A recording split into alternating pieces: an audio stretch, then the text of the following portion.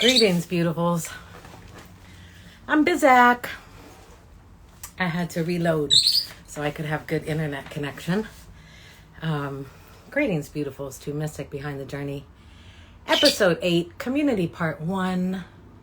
I am so thrilled about the guests who are going to be on today. I call them guests, but I'm honored to call them brothers and sisters in the work for justice, the pursuit of justice, and in being of service to our communities and, to the people who are the most oppressed in the world. And our communities are various different types of communities, local, state, national, global even. So I am looking forward to this. Our first guest, greetings. Our first guest is going to be Mike De La Rocha. He'll be joining us at 5:15 abouts, and so I will keep an eye for when he comes in. I took the time to set up outside because I want to be outside and be in the sunshine and at the end of my work day, but the internet wasn't working outside. So anyways, I'm inside and it will have to work.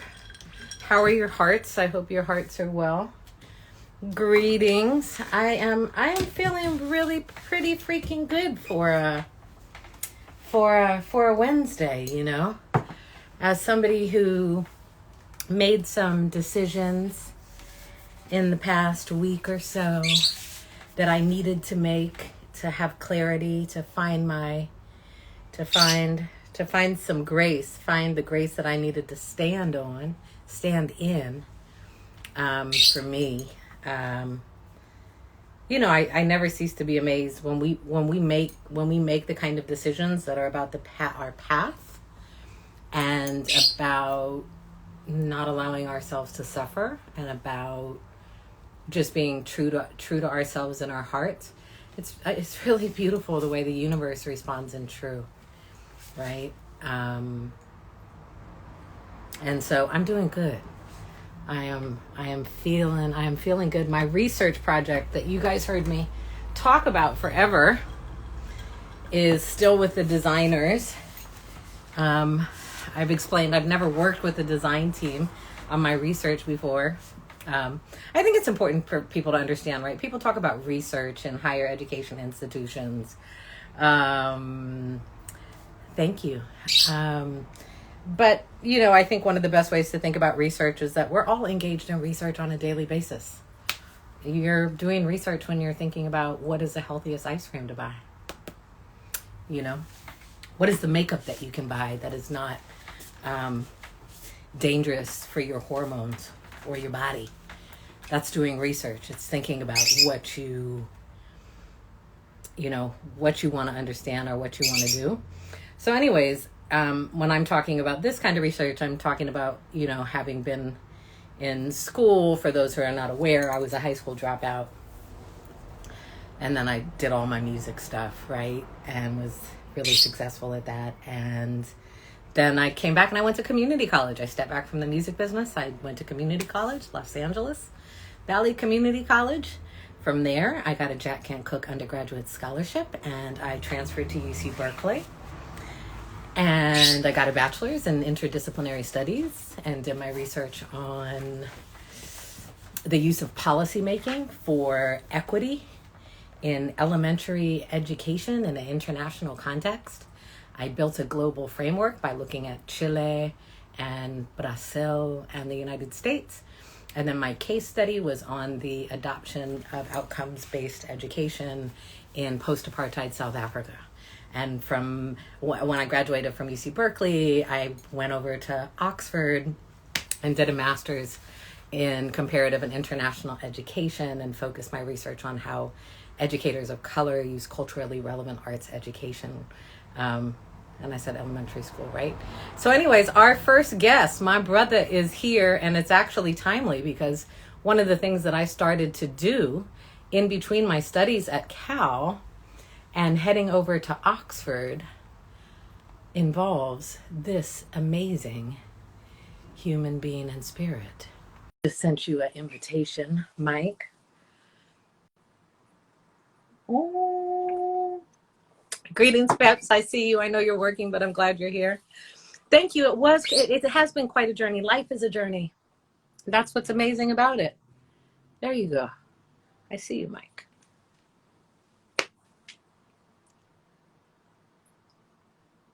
I'm like sitting here waiting to see his beautiful face, right? There you are. Hey, oh, sorry. No, it's all good. Greetings. How are you, brother? Good. How are you? Good to see you. Oh, it's so good to see you. My heart is well. How is your heart? My heart is busy, but it's well now that I get to be in space with you. So it's better than it was a minute ago. But yeah. Oh, yes. I was thinking it's like as your face came up, I miss our weekly Oh, our weekly Zooms, and we can talk about that a bit today, but just yeah. like, I miss that, but my love goes to you and, Yeah. to the family and to everyone. Can you hear me okay? Yeah, I can hear you. Awesome. Awesome. So welcome. This is Mystic Behind the Journey, episode 8, Community Part 1. Nice. And the first 7 episodes were all about kind of the foundation of who I am as an artist and a person, and the making of the Cuts for Luck and Scars for Freedom album as we led up to the 20th anniversary. That came out, that digital release came out on July 30th. And then I always plan to turn it, to open it up outwards and to really want to build with community. And you are a crucial part of my community and my development, my growth, my peace, my heart, my soul, and some of the most important work that I have been involved in in my adult life. So I would like to introduce you, Mike De La Rocha. I always ask people to introduce themselves, but I am going to quickly say that the person that you guys are looking at right now, and the person that those of you who are going to listen to this are hearing, is, and I don't use the word lightly. He is a humanitarian. He is somebody who not only shifts policy, but shifts culture. He is someone who loves our community wherever we are, behind walls, outside of walls. He is somebody who really focuses on love and our hearts and our communities. So, Mike, I would like to introduce you. Thank you for being here and ask you to tell us all a little bit about yourself. I don't even know where to go after you said such a first, just thank you. I feel mutually the same about you and how much you've blessed my life and my family's life. So who am I? Very interesting question. I guess the way I will answer it today, because every day is different, is Right. I'm the proud son of 2 amazing parents that are both educators, because I'm talking to one of my favorite educators. My mother has been teaching at Head Start with little children, preschoolers, for 43 years. And my father was a history professor. So I think I've been always rooted in sense of giving back and the love of history and the love of family and the love of community. I'm blessed because every day I get to think about and implement culture strategy and art into different campaigns that are trying to uplift those of us that are the most marginalized and trying to shift power in real and profound ways. So I get to work with amazing team at Revolve Impact. I get to make music with one of my favorite people in the world. And I launched a coffee company with one of my closest friends a few months ago. I know. Congratulations. I was like, wow. Yeah. Yeah. And so I want to talk more about Revolve Impact and some of the campaigns that Revolve Impact has been involved with. Of course, I'm going to want to start with Schools Not Prisons. But I also, one of the things that I'd love to ask my guests, and I was saying you're not so much a guest as a brother, is how you encountered my music in your life. Interesting. So it was funny when the re-release, what was that, a couple weeks ago? Yeah, on the 30th. Yeah, just like less than 2 weeks ago. So I was driving, because I was born in Oxnard and raised in Ventura. So I was driving from LA to go visit my mom in Ventura and put on the whole album from beginning to end. And it was like being in a time machine. So being transported back both the emotions, the feelings. I don't want to sound like the older person, like back then it was so, but I definitely felt a sense of wonder. So I think to answer your question, my first interaction with Mystic, the artist, because I didn't know Mystic, the person yet, was actually when you dropped that album in, what was it, 20 years ago? Is it 20? Yeah, 20. Yeah, 20 years 2001. ago. And then I think just being around like critical resistance spaces, both the critical resistance conference, but also spaces of reimagining community. I always deeply appreciated where you are in the history of hip hop and the history of music, not just from the Bay Area, but just in general, because it's been beautiful to be like almost like in family space with you now, because like I know you now, but not knowing you the way I do now. Back then, what I've always appreciated was the consistency. I think there's always been consistency, Mystic, but the depth is so much richer because of our life experiences, your life experiences, Yeah. what you've been doing. But I really like, I listened to that whole thing from beginning to end 2 weeks ago. Wow. And it brought me back. I remembered the moments like being at UCLA and listening to that record, along with the context of all this other incredible music that was happening at that time. And it was music that wasn't, it was music that was accessible. It was music that was relatable. It was music that you just like, it was soul music, you know? So my first interaction with Mystic was 20 years ago. And what were you doing 20 years ago? Like where were you in your development as an activist, an organizer? Yeah. And just as a human, as a spirit?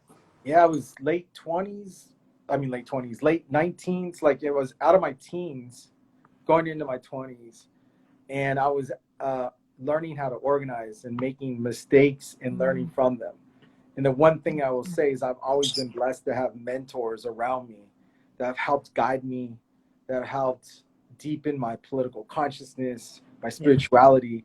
And so I was, around that time, I met a man named Tim Nubaney, who became like an adopted father of mine, who started the community programs office at UCLA. And at the time when I was listening to and learning from music like yours and others, I had this incredible Black revolutionary man that was grabbing me by the ears on the other side and teaching me about the beauty of our interconnectedness, right? At a time when I was open to it because everything was new. I was coming from Ventura. I was living in a big city.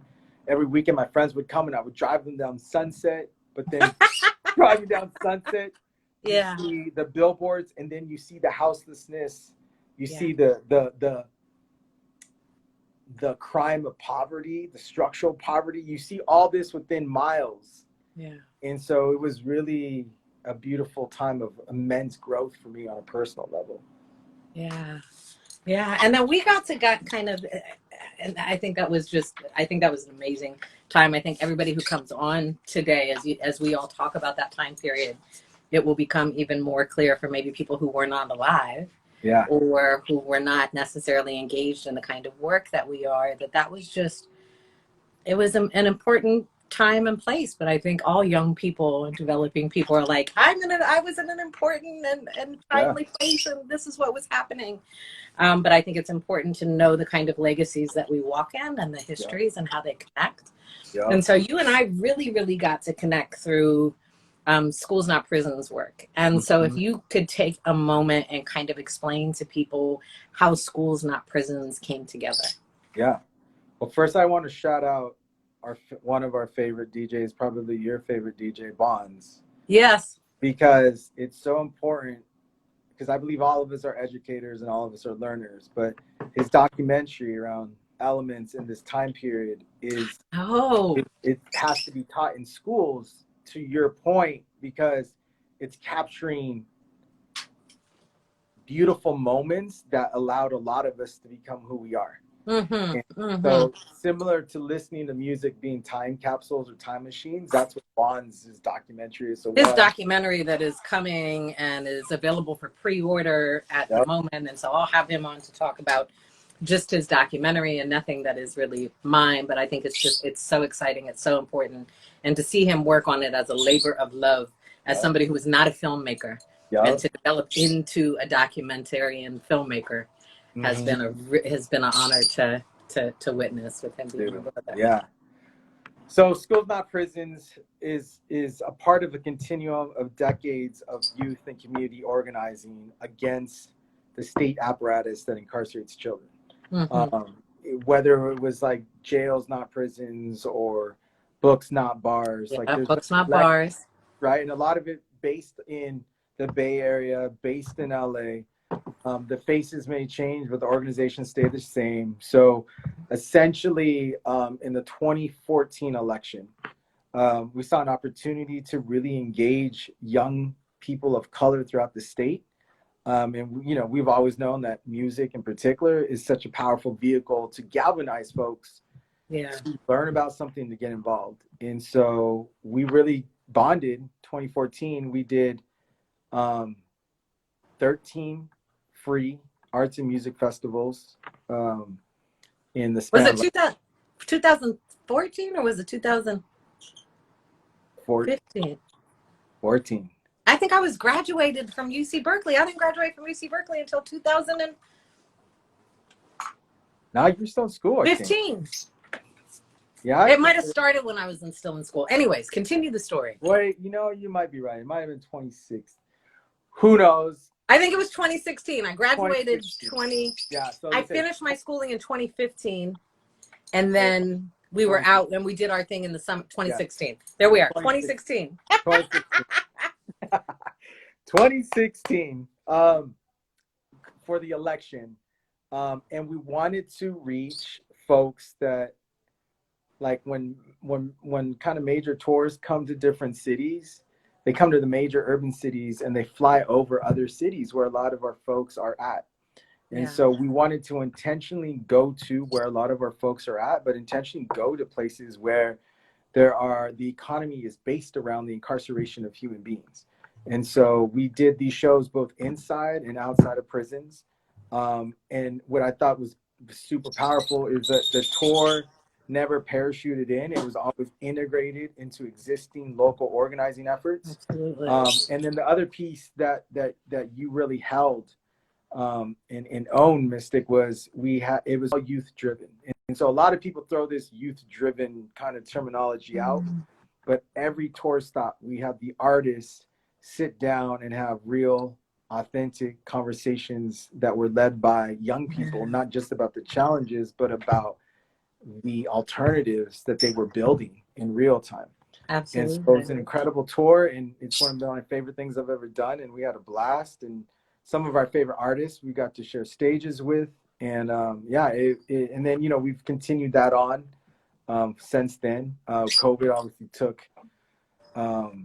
derailed a lot of what we did have planned, but the community is still very active online and moving policy forward. Yeah, and I mean, I just remember Dreamhampton reached out to me and she said, we are working on this. This Schools Not Prisons, and you are committed to children and youth. And we wanted to know if you would be down to come and be a part. And I think originally I came in to be an artist and to be part of one of the youth roundtables. Right. And then I just kind of never left. And I more moved into a co-facilitator of the youth roundtables. And those were these very sacred, beautiful opportunities for dreaming out loud. And for young people to really lead those conversations, right? Myself and Andres, we would open those places, and the other kind of adults who were in those spaces, and we might, you know, do blessings and offerings.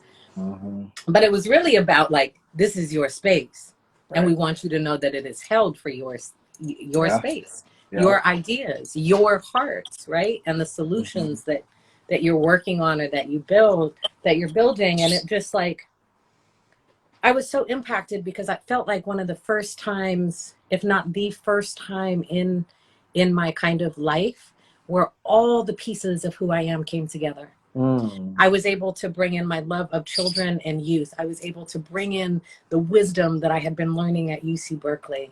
I was Mm. able to bring in the artist that I am, the activist and organizer that I am. Mm. And I got to be all of me Mm-hmm. in one place. And I have to, as we talk about those youth roundtables, I have to, send love to our now ancestor, Brandon Harrison.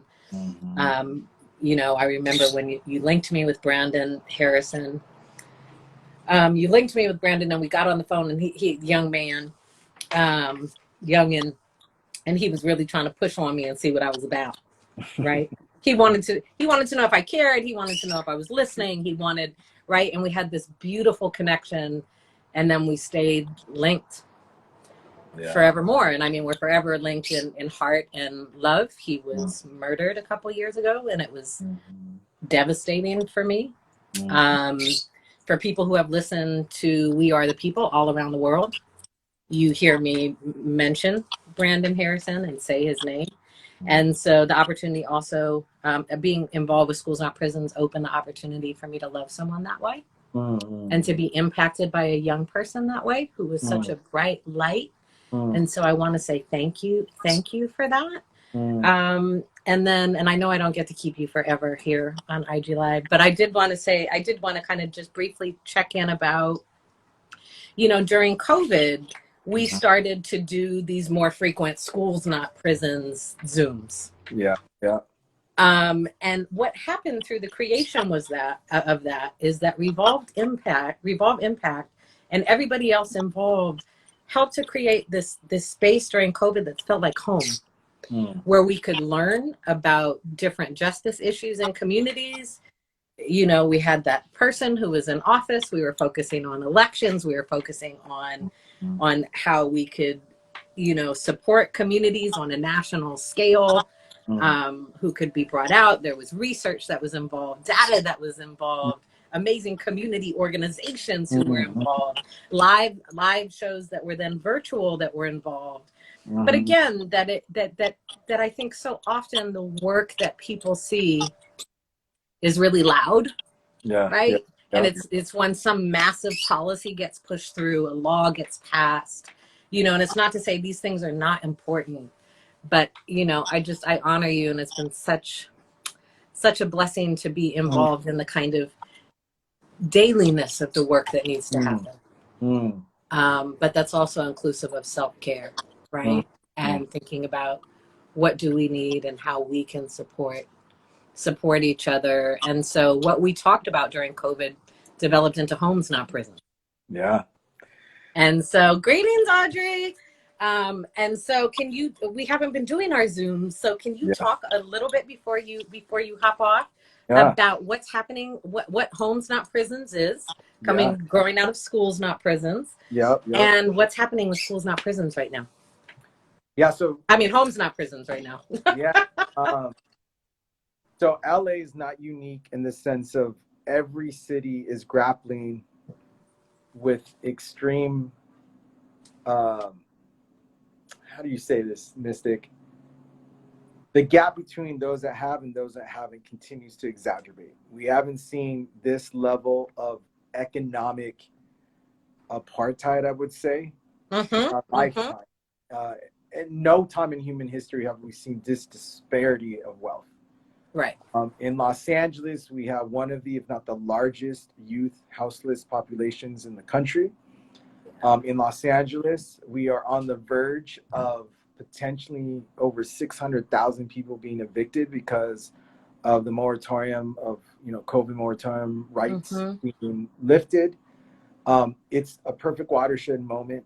And you see in LA in real time a concerted effort to move Los Angeles from a place trying to be more inclusive, to provide more resource and service, to one more middle to the right, I would argue. And really blow back. And really, like, Schools Not Prisons is more than just like a slogan. It's like actually what we want. Right? Want schools, we don't want prisons. Absolutely. So we got approached by Los Angeles Community Action Network, who we love dearly, who are leaders in the fight around ending poverty. And, we always say, like, whatever is ours is yours and vice versa, in the sense of we are all building this beloved community. And it starts with sharing of talents and resource and network. And so Homes Not Prisons really emanated from these conversations that you, Mystic, and others were a part of like, we have literally a human rights crisis in our backyard. And what are we going to do as artists and activists and organizers to address it head on, knowing the power of the arts and knowing the power of music? And so we have been in deep conversation with activists. We've done a soft launch of Homes Not Prisons, but what I will say is there's going to be a more explicitly louder, back to when you said louder kind of public showcasing of artists confronting power and holding elected officials accountable to your, the people who pay your salary, to the families, to the children sleeping on the sidewalks, to the children sleeping in cars, to the children sleeping on floors in their, cousins' houses. And so it's not an issue of resource. That's the basic thing that I really want to share. It's an issue of political will. It's an issue of, like, will people do what they would do for their own family members or not? And when we're talking about poor Black and brown people, I feel it's like our responsibility to fight for equity and justice. And so Schools Not Prisons campaign this year that we will be launching into a larger thing, similar to what we did in 2016, not 2014, is really center the artists and the activists together, to change some laws and to bring some dignity to our loved ones. Absolutely. Thank you for that. And I just, for people who are listening, it's like, well, in the same way that Schools Not Prisons was not a slogan, and that schools, when you listen to young people talk about what school means, there's so many different ideas of what that is. When you listen to people talk about what prison is, there's so many different ideas of what that is. And when we talk about home, there's so many different ideas of what that is. And when we talk about, indigenous peoples being removed from home and the land, and home as the connection to the soil and the spirit and to the community, and also literally the buildings, right? Also literally the safety of those spaces, but that, I think home is such a beautiful concept, because home is held in the hearts of those who love us. But home is everything that surrounds us and everything that we are rooted in. And I think that the progression from Schools Not Prisons kind of into Homes Not Prisons is an important link, because so many young people, as well as adults, but so many people who are unhoused or unhoused community members, are funneled into the prison system, right? And it becomes this cycle. And so thinking about, what does health mean, and what does home mean, and what do we mean? What does beloved community mean? And so anyways, I love it. And we love you. And and I love you. And it's just like, I know it's kind of weird to get on IG and talk about it, because so much of the work that we do and the conversations that we have happen, they're outside of the public view. Right. Totally. They're outside of the public eye, and it's just about figuring out how to do the work. And you, my brother, do the work, and I love you, and I honor you, and I thank you, and I look forward to continuing to do the work with you in any ways that I can. I'm always here. Yeah, thank you. So much love to you, Mr. Thank you. Thank you very much. So much love to you. So we'll be calling you, because we'll be hitting stages and youth roundtables and everything else sooner. Call me. And I want to hear about the youth roundtable. I want to know what's happening. Like, do I need to leave my job so I can be there? I mean, I halfway joke, because, boss will see this. But, you let me know. How is it that I can be of service? And I am here to be of service however I can. So I'm excited to hear about what's been happening. Will do. All right. Well, thank you. All right. Talk soon. Thank you. Lots of love to you. Okay. Blessings. Peace. Bye. Oh, wow. It's so amazing and that's kind of the point of today. It's so amazing to have the people who I work with behind the scenes, who I dream out loud with, behind the scenes, to be in conversation with them in front of the scenes. But, part of what Mike talked about is in that time period of him being 19, 20, being at UCLA, being in this kind of transformative space where you're a young person, you're developing as an organizer, you're getting all this knowledge, right? And I think really internalizing that you can change the world. You can shift the culture. You can disrupt the power structures that be. That it's absolutely possible. Of course, I try to make sure my kindergartners, my kinder people, that they start to internalize, that they too can disrupt the power, that they too have the power, and that they are beautiful and meaningful. So I don't think it has to happen at like a college level, but it is a really powerful time. And when we were doing Schools Not Prisons, which was just in the state of California, I had so many people, and as did other folks who were involved with the Schools Not Prisons tour, reach out like, we need this in our state. Please come to our state, right? Because there's prisons everywhere. Prisons are everywhere.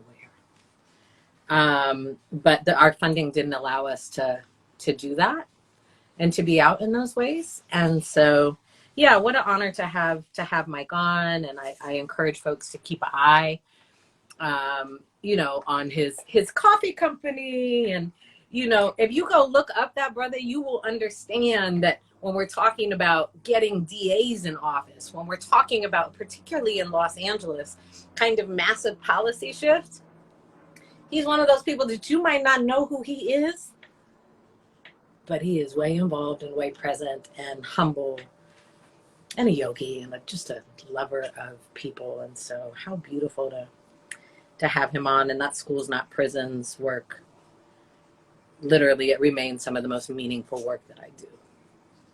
And speaking of that, and speaking of Mike and Schools Not Prisons, if Layla Steinberg sees this, I'm going to reach out to you. I've been reaching out to you during COVID when I got back from England to say, can we get back into, is it safe? Is it safe for the men? Is it safe for us to go back into San Quentin yet? And to be able to facilitate there. And what the Schools Not Prisons experience opened up for me was, as somebody who experienced trauma, as a young woman, really a child who experienced trauma and found healing through my art, through the arts, build with folks behind the walls, whether they're adults or whether they are children. It's just like, if you want to talk about what it means to be human, right? And to understand and accept people where you are, where they are, that's why I'm like, free them all, right? We have to dismantle. Oh, we have somebody here talking about Mark Gonzalez and at the Poetry Lounge. Oh gosh, and I did that poem there. That was such a personal poem that I did there. And I'm forever thankful. I do not know that event was filmed. But what I knew was that what I shared in that space, every one of you who was in that space when I shared that poem, you have held me safe and sacred for all those years, and you didn't go running about my healing and what I was talking about. And so I thank you and I love you. I see I keep calling them guests, but our next person coming up is a sister of mine. She's on it. She's like, let me just request to come in the video. I am on time. I will do it. It is 5:45.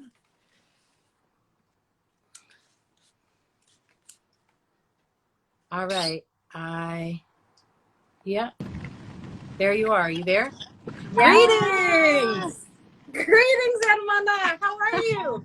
I am good. We got stuck in the rain here in New York City, but I did not want to miss this for the world. So. Oh my goodness. Thank you for calling in the weather and from the car, before we go forward, I just want to say, folks, you know, I'm going to have you introduce yourself, but the next person to join me here and my sister is Carmen Perez.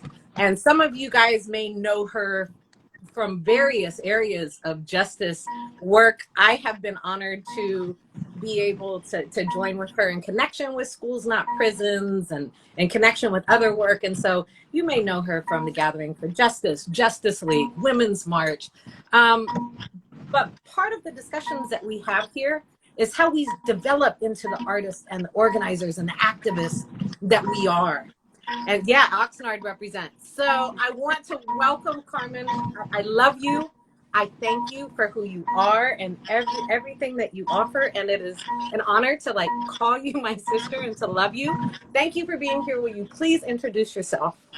Yes. Oh my God. Well, what's up, Oxnard? What's up, 805? I see y'all. I see my beloved Callie on here as well. I am Carmen Perez Jordan. I am a mother. I am a wife. I am a daughter.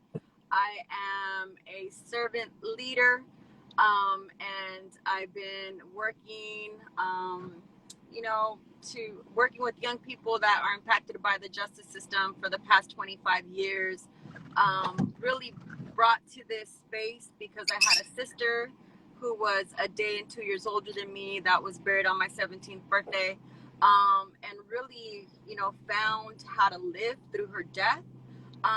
But really excited. I could see some of my young people that I used to coach in Watsonville. What's up, Yvette? Really excited to just connect with you. I think what people don't realize is how much your music made such a powerful impact in my life when I was at college at UC Santa Cruz. Really lost. I mean, imagine going from having your whole community support you and love you to having tragedy happen in your life, and then you go away to college and you don't see no one that looks like you or has your experience. And so for me, I found myself connecting outside of the university to organizations like Y Core, Barrios Sonidos, but I also found myself deeply connected to music, and especially yours. And we, we've talked in the past about that, how that's really shaped who I am, and how at the age of, 19, growing up in Oxnard, how, I could relate to songs like Sister Girl, or growing up, I see some of the people that I went to high school with on here as well, like Mr. Nick 805. Like, when you grow up with one foot in and one foot out, like part of who you are is also, the streets, right? So trying to go to university, those are the different streets. Yeah. Thank you for that introduction to you. I want to with me. What'd you say? I got the whole family with me. My husband's about to take them though. Oh, greetings everyone. Love. Oh, look at them. Look at all that hair. So you talk about being at UC Santa Cruz, and were you part of the group that brought me to UC Santa Cruz? Or were you just out at the show? I was out in the show, and I'm gonna be like, I was part of the Chicano Latino Resource Center. That's as far as I got involved in college, but as far as like other things, again, like you, KRS-One, Immortal Technique, like though y'all were the acts that were brought to campus, and y'all were probably like some of the best artists that we got to experience as students, because your lyrics were so raw and so connected to what we were actually feeling. Sorry, my husband is like trying to get everybody. No apology needed. Family. But no, always. I was there enjoying your music, loving it. And like you mentioned, we've been able to work with each other. So working with you, how many years later, close to 20 years later was like a dream come true to me.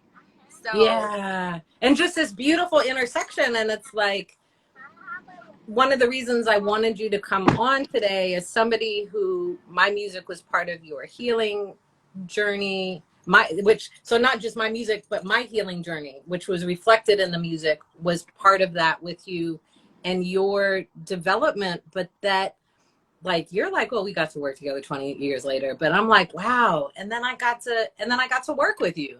I got to facilitate with you. I got to be able to have a close look, and it's amazing to think about. And I said it on one of these other shows, right? Or somewhere recently, like, when I was young and something would happen, there would be a song for it, right? And I could cry to it, or I could laugh to it, or I could do whatever. And I'm not sure that I ever understood or ever thought as an artist that I would create like this body of work that would become somebody's like safety music or somebody's uplifting music. Or it was just so raw. They're like, man, your lyrics, if I could just like play them right now. I was like, the way in which I imagine our conversation is I'd be playing your music in the background and I'd be like singing to some of the lyrics because they were so raw. Like, and I really, everybody who's listening, like, go and check out Mystic's album and get that healing on. Those cuts for luck and stars for freedom. Get the healing on. And it was so connected to like what, you know, like girlfriend, sister girl, you a precious queen in a twisted world. Looking for love in all the wrong places, giving up things you replace. Girlfriend, oh my God. So I just want to tell you, for me as a young woman, that was my feminist song, like giving up things that can't be replaced. And so one of the things that was important for me was the fact that I could say no, right? I wasn't going to give up the things that could not be replaced. Because things, you know, I mean, all of it was just so raw. You know, there's artists on here that are now doing freedom songs for us, like Karis Love, who I could see jumped on here.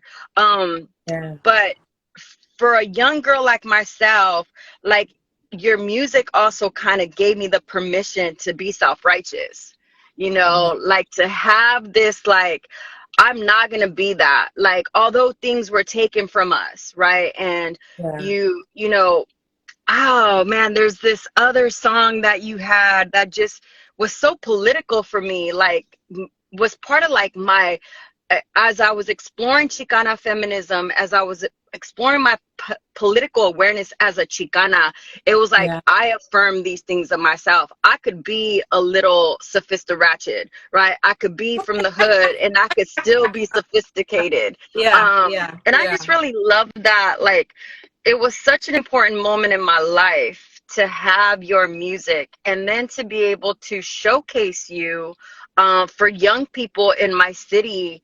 Like, let's stop for a minute and let's talk about what happened in your city.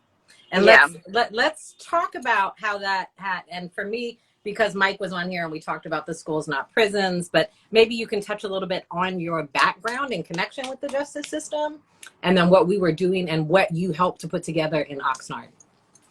Yeah, so for all of you who are on here and who know Oxnard, you know, Oxnard was really over-policed while we were growing up. I didn't realize that having siblings that met, you know, the profile and hogtied was not normal, right? Being pulled over by police, but also like what was happening in the streets, like with violence and street violence and gang violence and all these different things. My family has always been impacted by the system. You know, since the 1960s, I've had great uncles or cousins that had been funneled through the system. And, you know, on my block on M Street, a lot of the young men that I grew up with that were my cousins or that were just friends were on their way to prison. Meanwhile, a lot of my girlfriends were getting pregnant. And so going back home and introducing growing up lockdown and trying to change the system for the betterment of our community was was my gift back to who raised me, right? Like Yeah. Oxnard raised Yeah. me. I could be in New York City, but I'm still from the 805. And to be able to bring you all, like yourself and Immortal Technique, the people who Yeah. influenced me, right, to bring you all back to my city was just so beautiful. And to do it with Mike De La Rocha, and to also do it, like I was able to coordinate growing up lockdown, the 3-day juvenile justice conference with my childhood basketball girls, like my childhood best friends. So it was just so beautiful the way in which the city embraced us. You know, the gym that we held the concert at the PAL, my coach, my childhood basketball coach oversees that. Yeah. And so Yeah. it was just it was hard going back home because I had to face what I had ran away from, and that was my sister's death. Mm. But it was also beautiful, and it was healing, and it was just amazing to see the amount of young people that showed up and how Oxnard really turned out. So Yeah, and your dad was there, and your mom was there, and yeah, everyone. And I have to. It's like there was the concert, but like you said, it was a 3-day conference. And I have to say, for me, I went to one of the workshops that was with somebody from the probation department, the Department of Probation, talking about big data and how big data had been used in Oxnard. And what they looked at was they were trying to examine why they kept bringing in the young black folks and the young brown folks and the young indigenous folks, and trying to figure out why was this happening, right? And that through the use of big data, they realized that they were partially responsible and yeah, that they were perpetuating the cycle. And I just remember leaving there and going, it takes time for things to change, but this is very interesting to hear somebody from the Department of Probation even engage in these conversations, and the use of big data to self-examine. yeah. And it was through the Annie Casey Foundation that Ventura County began to look at reducing racial disparities. And it was through Mm-hmm. the leadership of Chief Probation Officer Mark Barella that at Yeah. the time they had just expanded this juvenile justice complex. They had just built it.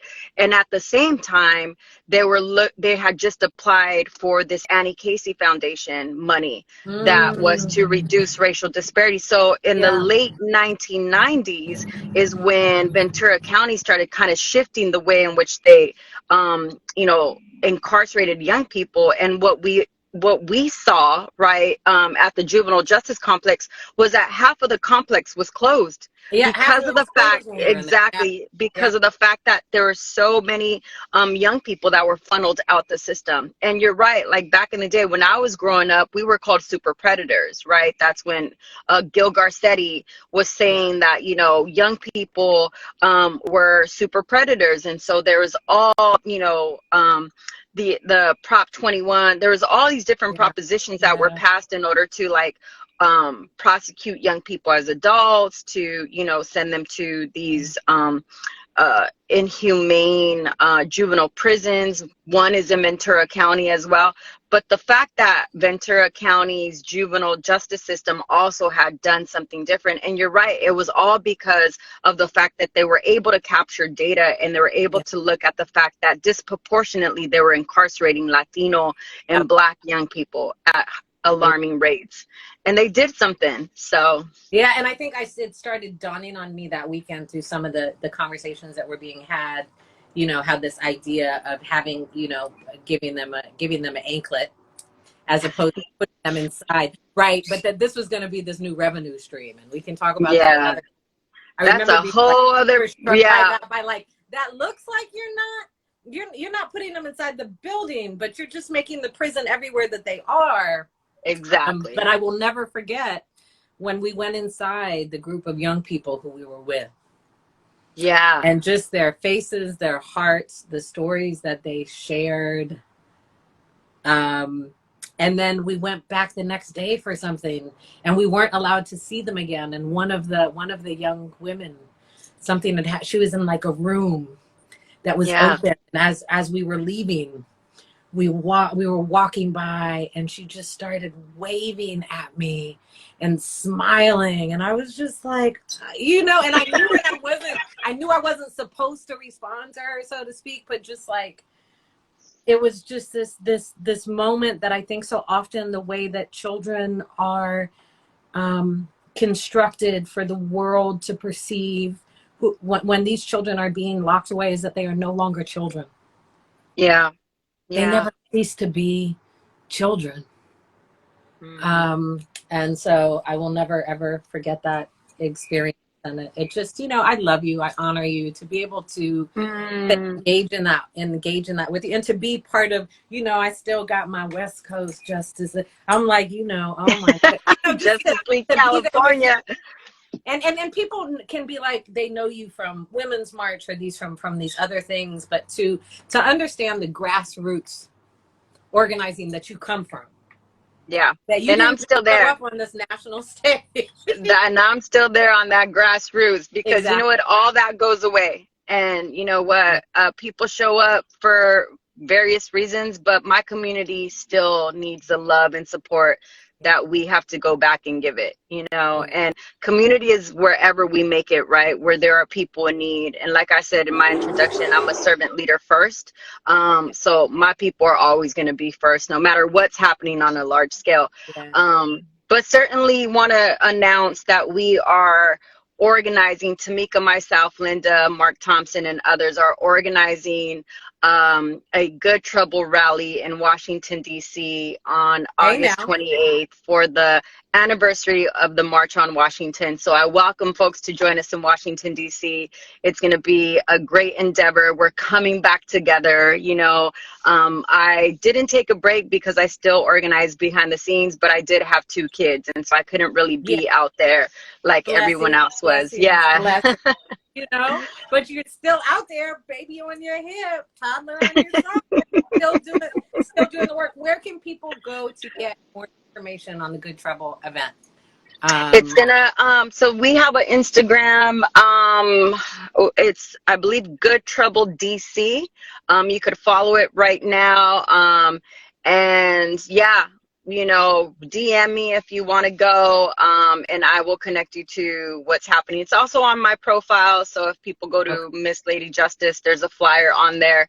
But yeah, we want to see everybody out there. It's important that we show up, especially because our voting rights are being we love you, mommy. I know. He's like, we love yeah, so it's at Good Trouble DC. If you want to follow our work, it's at Gather 4 Justice, number 4 Justice, and NY Justice League.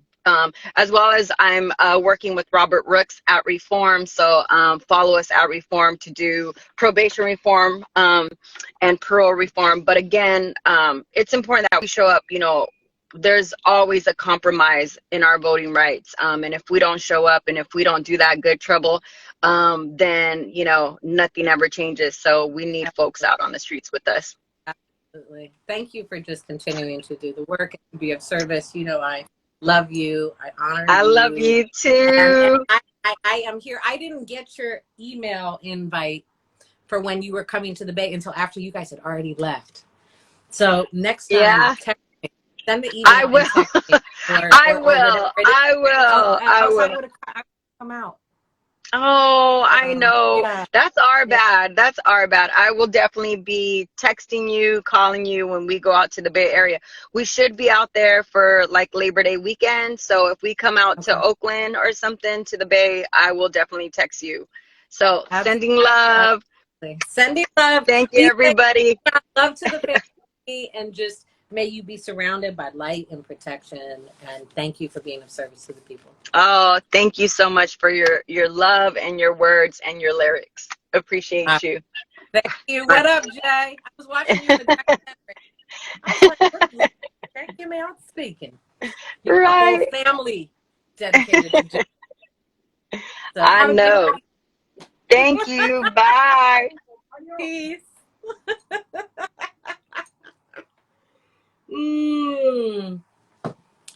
Again, the point of today is to, on this episode, Mystic Behind the Journey, episode 8, Community Part 1, is really just to bring on some people that connected with my music, who I may have met when they were in university, but who I now have the honor and privilege of being of service with and doing the work with. And a lot of that doesn't happen in public.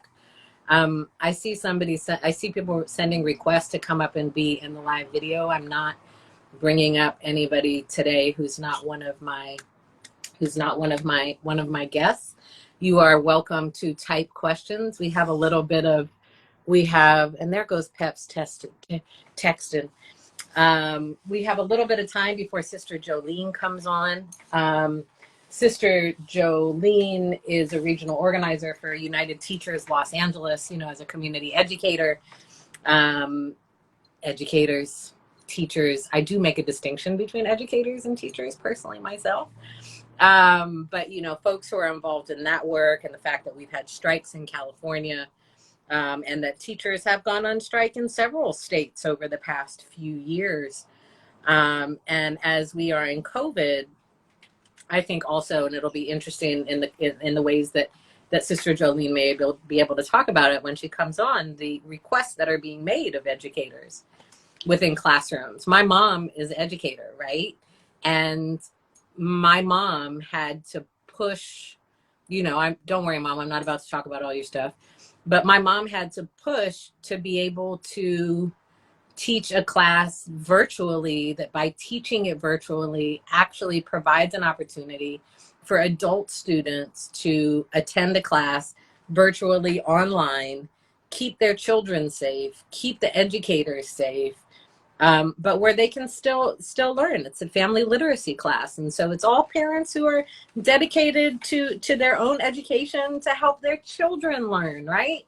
And so it's hard in the schools right now, and it's hard for educators. And I know it's hard for parents too. And it's particularly hard for children who, I think we all have learned a lot, that all the people who thought that schools were just, like schools, and you go and you learn about math and literacy and science and all these things, schools are so much more, right? And so this wild notion that those of us talking about these wraparound schools and holistic approaches to education, where we're looking at whole children, their emotional needs, their spiritual needs, their physical needs, their educational needs, what they are experiencing outside of school walls, understanding that everything that's happening in the community outside of the school doesn't get left at the door when they walk into the school, and that attempting to engage with our children and facilitate learning spaces without addressing the trauma, without addressing the hunger, without addressing the poverty, that's just not, how would you expect our collective children to learn, right? How do we expect them to be like whole thriving people? So anyways, the people who talk about this notion of wraparound schools, holistic approaches to children, whole children, as being these kind of radical ideas that we can't fund, I think all of a sudden a lot of other people realized that they were treating schools as these kind of wraparound institutions to begin with. They allow you to go to work. They provide food for your children. They allow you to have your own time and space. They allow places for building community. They are places where information is disseminated, right? But people were not valuing what was happening at these schools before COVID, right? And then during COVID, it's become like, oh, there's such important places. But I think that what has happened is that there is a newer conversation that is being amplified. It's not a new conversation, but it's being amplified around inequalities in education and what that has meant during COVID. And the normal that existed wasn't working. And so we're not trying to go back to normal. We are trying to disrupt, dismantle, reimagine what learning and educational spaces look like and what it looks like to nurture our children in ways where we have these wraparound schools and places. So anyway, Sister Jollene is coming. But while we wait for her, you are welcome to send questions in the chat if you like. I'll take the opportunity to say, oh my goodness, thank you for your support of Cuts for Luck and Scars for Freedom. The digital release came out on the 20th, and it was like the love that you guys showed, right? As reflected in I'm not talking about the streaming numbers are one thing. So thank you for that. Please keep streaming it. Keep sharing it with people. Thank you to the people on Bandcamp who actually buy the album on Bandcamp. Thank you to the people who are buying it in other places. But the love that was shown through the stories shared and just the messages that I received was overwhelming, you know, and it was harder than I thought it was going to be on the day of the release and kind of a little bit around it. I really, really, really wanted Shock to be here. I wanted Greg to be here.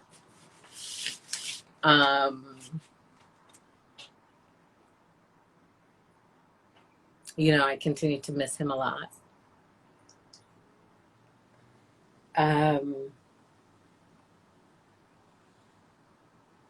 And when your kind of healing album, your debut album begins and now ends with him in 2021, you know, not having that person in the physical is definitely was a little bit of a challenge, and there were tears shed around it, right? And I don't mind crying here because I'm not here to be perfect. I am not here to pretend that I am not, you know, in a healing journey. I am on a healing journey, and I'm able to practice overwhelming joy and to thrive, but I still, you know, have a broken heart. So, but I know he was here, and he is here energetically, and so speaking about him, we are getting so close. It was exciting to put out the information this week. I mean, I know we're in the middle of COVID and Delta variant is getting worse and all these things, but we behind the scenes, and the same way I talk about organizing and activism work behind the scenes, bringing people on who you have no idea what we're doing when we're not on social media to try to pursue justice.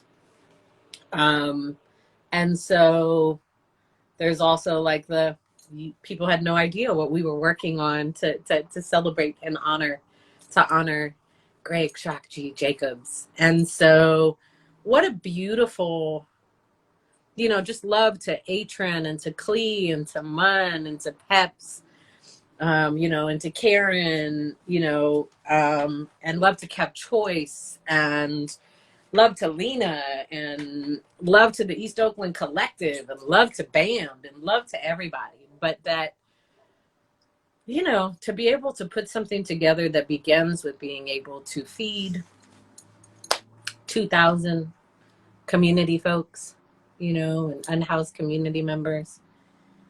For me, that's particularly meaningful. Anybody who ever listened to Fatherless Child knows that I in the story that I'm telling, I talk about how he was homeless and drunk, but not looking unhealthy. My father was part of the unhoused community. He was one of the members of the unhoused community who wanted to be. That's where he felt safe. And I think that's something to think about, right? I remember one time he told me he got a house, he got a home, right? And I was like, he was like, you should come check out my new spot. And he was talking about it in my mind, right? Because I didn't understand it yet. I'm in my mid-20s. He is like, come look at this spot. And I'm like, well, did he get a place with walls and a roof? But as we talked about with Homes Not Prisons, that's not necessarily home, right? He had a spot that was like kind of out towards Richmond and then Wilderness. He lived outside and was able to kind of set up a spot where he could be safe. So, Mom,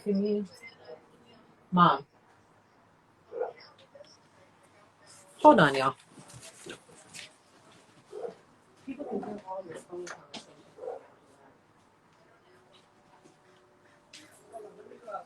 Or just go in your office. Sorry, my mom is having a conversation with somebody. I don't want you guys to have her whole conversation on the IG Live. She's irritated with me for doing that. Thank you, Mom. But anyways, so to be able to feed folks, to provide nourishment for folks, is deeply meaningful to me, right? Shock was such a generous heart and spirit and loving heart and spirit, and my father was the same, right? And they both died in similar ways. And I was thinking about how, like, if Shock met my father on the street and didn't know he was my father, he would have helped my father. And so to help people in the spirit of Shock is a beautiful, beautiful thing. And that's a trippy thing to think about, right? And the cycle and how we are interconnected with people. So anyways, we are going to start August 21st, Shock View Day, with that event in the morning with East Oakland Collective. And then we are going to have a caravan, baby. And it'll be exciting to see who's out and who's part of that caravan. But we are going to celebrate Shock G through the streets of Oakland, East Oakland, West Oakland. And it should be live. I'm waiting for the old school cars that bang, right? Feel like they make the block rattle, but it's just the trunk rattling. Yeah, baby. I'm looking for those. And we'll do that, and we'll end up at City Hall.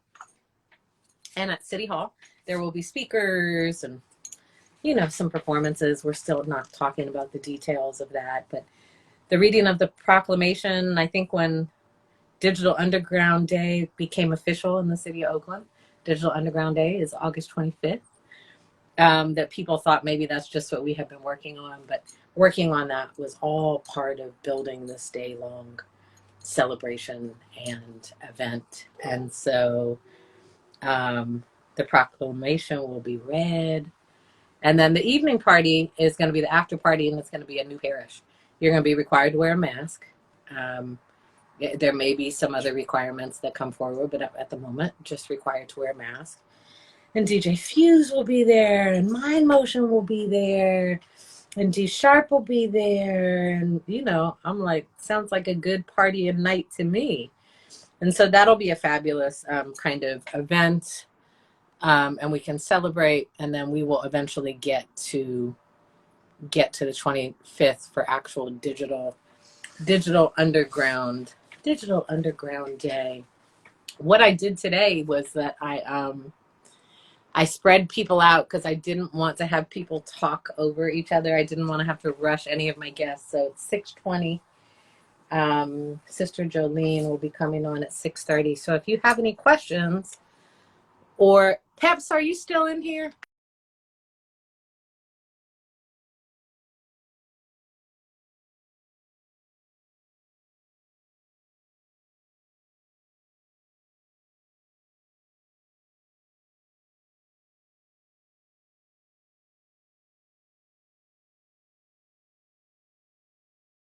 About that, y'all. I was looking for Peps. I'm seeing if Peps will come up here with me. I didn't mean to pause the app on y'all. I didn't really leave. But she can also talk more to Digital Underground Day. But if anybody has any questions or has any comments, you can feel free to ask them. I wanted to let you guys know that I'm working on merch.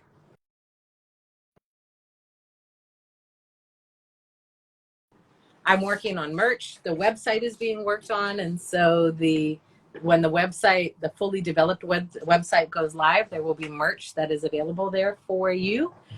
There will be hoodies, there will be t-shirts. You will be able to put an order in for vinyl. It's going to take a while to get the vinyl, but yes, for all of you guys who asked about vinyl, there she is. All of you who asked about vinyl,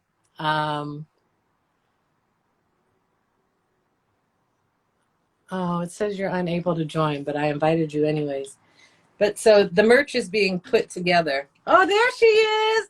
I saw you flip your hair real quick. Girl, you know I'm still working right now. I was like, did I just get called out? Here we So are. greetings, folks. This is Peps, and I know we're talking about activism and organizing, and having those kind of folks on today. But I was talking about Shock G Day and Digital Underground Day, and you have been a super important part of the kind of behind the scenes of that's going on. This, ladies and gentlemen, is our project manager. I'm just her humble, assistant project manager. The reason I wanted you to come up was to talk a little bit more from somebody else's different perspective, and somebody who knew and loved Shock, about the importance of including community, and working with community partners as part of what we're doing. Yeah. So, did you tell the story about Arroyo Viejo and Mama? No.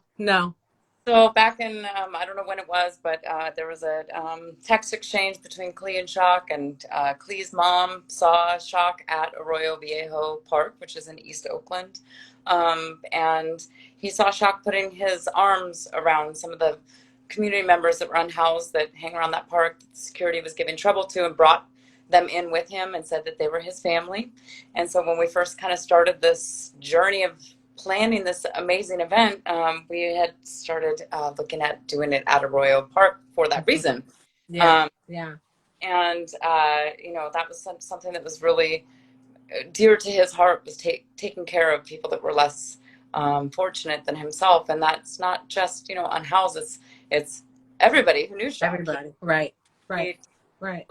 Up around him all the time. And so in the process of that, I went to tour it one day with Councilman Lauren Taylor from District 6 and Lena Hancock from his office. Yeah. Saw a kitchen there that was, a little run down and dark, and I asked them what they do there. And in the course of my day job, there was an opportunity to donate some kitchen equipment. And Hold on, stop a minute. There was an opportunity to do what? To donate some kitchen equipment. Yes. That I've been sitting in the storage unit for quite some time. Valuable equipment that, when I asked Councilman Taylor what they were going to be doing with this kitchen, or what they do with it now, there's kids running around. They have a summer program there. They do after school. Food scarcity is a huge issue. There was just recently a Google blog post about how they're seeing increases in people searching on maps for food near me or food banks near me. And so people are hungry and they're having a hard time during this pandemic. And it was just kind of this weird, I get the chills when I talk about it, because, I don't believe in coincidence, and we feel shocked. But we do believe in magic. That's right. And this is because it just so happened that same day, I got called back to work from a long time furlough from this last months, and was able to facilitate this donation, and it will help them to address some of those food scarcity issues, in Shock's honor. Not just what we're doing with the feeding of the unhoused on the day of the event, but addressing long-term food scarcity issues. And, we've had some great community partners in this entire event. We've got Community Kitchens out of Oakland, and they do a ton of support. The East Oakland Collective, they have about, I think 50 different caterers that they work with in the area that help provide meals to the unhoused community. And that was something that I get not only chills about, but it chokes me up too, because that was something that was so important to Shock. And, it's up to all of us to uphold his legacy and show people he's more than just a big-nosed rapper, he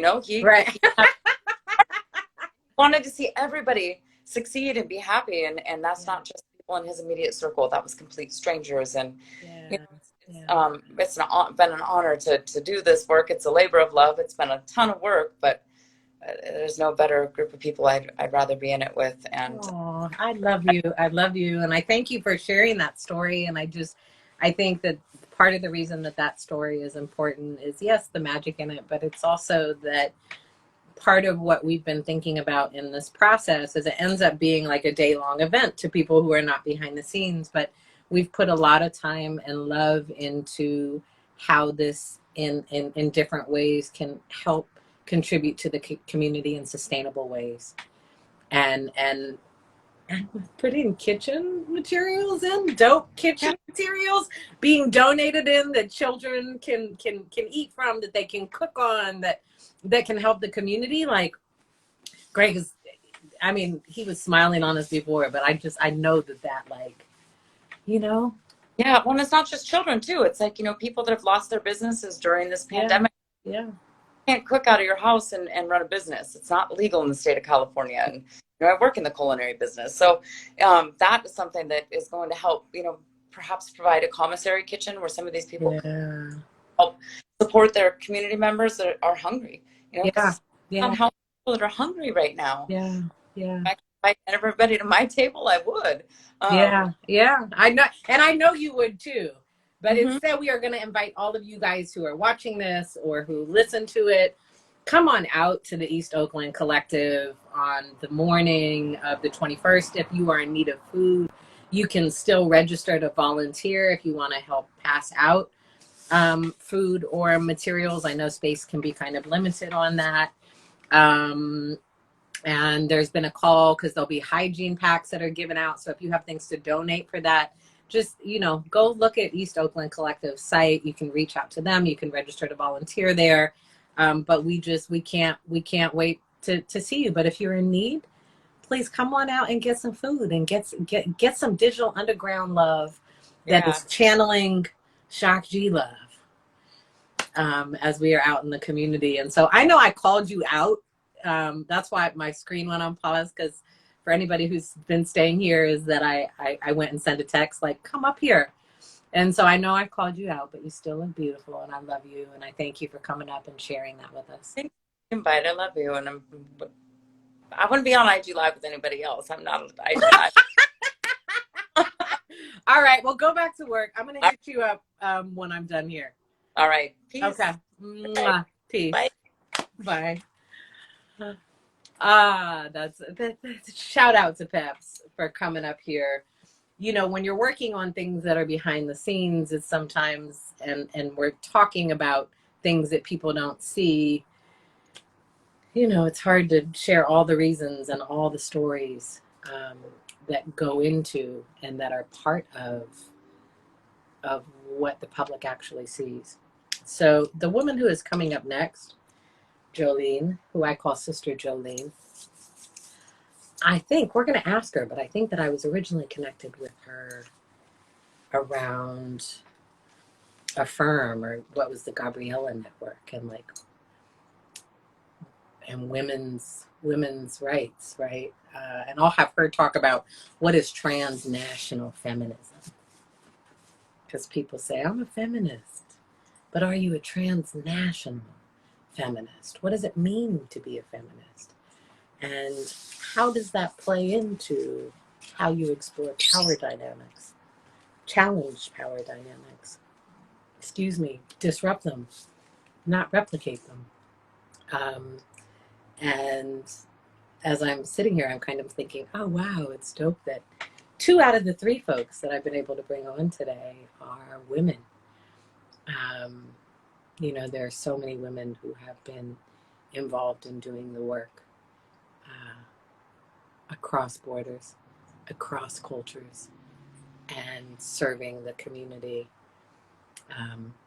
Still, so often, who we are presented with are the men who do the work. But any man who is an activist and organizer who doesn't include women as part of his understanding of what it means to be a servant of the people is probably missing out on some things, and should probably should explore some of the knowledge out there and talk with some of the women that they encounter in the world who actually do the work.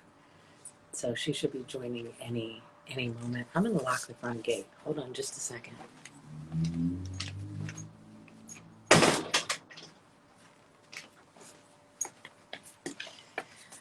I have this thing about having the gates locked on the house.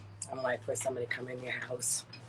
I don't think bad thoughts, and I'm not fearful, but I do. I like to be safe. I like to feel physically secure in my house. So we are just waiting for Sister Jollene to come up. I'm kind of chuckling that the day that I spread people out is the day where I have the most succinct, kind of timely people who are present. Maybe it's also because they are all parents and they all actively work during the day and come on here, and it's like, oh, here she is. Here's Sister Jollene. Greetings. You should be coming up any moment. Greetings! It works.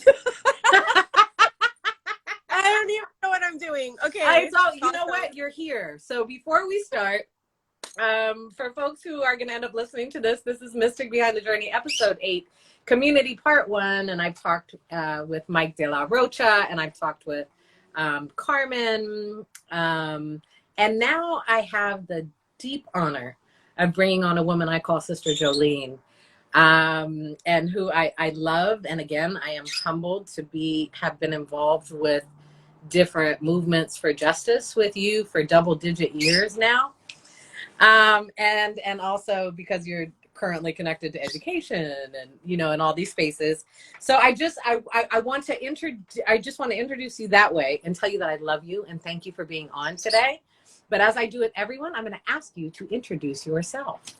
Okay. Hi. First off, I love you back. Ah. It's so good to be here. I miss you being in LA. I'm back. So my name is Jollene Levid. I am the founding chairperson of a firm and still a member for almost 20 years. We are an anti-imperialist transnational feminist women's organization of women of color. We fight against militarism in all its forms, including the police occupations of our communities. We also fight for immigrant women's rights and against the trafficking of women and children. Yeah. And for my paid work, I'm a union organizer. I've been a union organizer for about 16 or 17 years. And I'm currently with United Teachers Los Angeles. That's like my full-time job. Yeah. Listen to all that. Just like, yeah. But before we dive in a little bit, I would like to ask you to break down for the people. You said an anti-imperialist, transnational feminist. Can we talk a little bit about transnational feminism and what that kind of represents and means? I love that question because I think most people focus on the anti-imperialist part, but we started identifying as transnational feminists around 2010. We had to stop and really think about what our role was in the global movement. Mm-hmm. For about 15 years prior, we were a different formation that did just solidarity work with the Philippines. And we came to this crossroads because we realized that we kind of had this like interesting identity and like positionality in where we recognize that we're oppressed women of color here in the United States, but we also have identities that reach far beyond the borders of this continent. Yeah. So what we decided to do was study, and we identified as transnational feminists because we wanted to organize deeply where we reside here on Turtle Island, and then horizontally with women from other nations. And we recognized that we had to put in extra work to do that instead of just like the solidarity of sending resources to another movement in another nation. Mm-hmm. We wanted to figure out some campaigns that overlap with one another, where we could also build power here in the United States, to be frank. Yeah. And I personally had not encountered people working from a transnational feminist perspective until you guys, right? It's not that I had never heard it, but I had never been around it or part of it in practice, right? Because I think it calls on whoever we are and the positionalities and identities that we have to do self-examination and self-reflection and to understand what it means to move outside of just solidarity, or, you know, people talk about co-conspirators now as part of the language as opposed to simply allies, but, you know, just kind of what does it mean? And does what you believe in, does your justice work, is it bound by the borders and cultures that you are in? Or is it connected to the fact that all of our justice is interconnected, our liberation is interconnected, and that people have different needs and that we need to be accountable to folks and ourselves? Your second point is really important, the interconnection. And the part that we were stumbling on was, we want to be interconnected. We want to go beyond solidarity. But and Mystic, I'm sure you've felt this walking into like an international arena or forum or in like concert or show. There's privilege in just coming from where we're at, and we need to figure out how to be genuine internationalists. Yeah. Not just ideologically, but like in practice, and practice both in our big campaigns to take power, and also when we're sitting in a circle with women from what does that look like? When I suggest something in a circle of women who come from the global south, what does that mean? Even though I look the way I look, I could integrate, right? Philippines, I could just walk around if I don't open my mouth. So what does it mean, right? So that was like a key point. And then we also talked about transnational as an identity. What does it mean to like be a woman of two nations or multiple nations? Because we carry it with us, because our labor in this country is valued based on who we are, et cetera, et cetera. So transnational feminism as a practice, and transnational woman as an identity. Absolutely. Absolutely. I love it. And hopefully if anybody listens to this or watches and is like, I never heard of that before, it's all good, right? Here is a small piece for which you can go on and learn more and examine yourself and identity and your own power and privilege, which we all need to do. So I want to take you back to 20 years ago when my album came out, Cuts for Luck and Scars for Freedom. So ready for this. Who were you and what were you doing at that time? And where were you in your development as an activist and organizer? So when I first listened to your album, I was 20 years old. So yeah, it's about 20 years ago. I'm turning 39. Hey! My 40s, side note, I can't wait for my 40s. I hear it's like the golden era of... I think the 40s are awesome, and that's not just because I happen to be in them. I really think, you know, I feel so free, and I'm in a different place in my healing, and, you know. So you're almost to us, girl, but take your time. Almost there. Take your time. Take your time. When I hit the 50s, I'll let you know how that is too. Okay. I hear we just get better with age. So that's a side note. Yeah, exactly. I'm 20, and I never understood how to articulate what I experienced as both like a person of color and also as a survivor. At that point, I was already a survivor of domestic and sexual violence from a former partner. And at the same time all of this is happening, I became awake, conscious, whatever you want to call it. So I was thinking back to Cuts, Scars for Freedom and remembering that I was listening to it the same time I picked up Audre Lorde's Sister Outsider, which is probably the book that changed my life.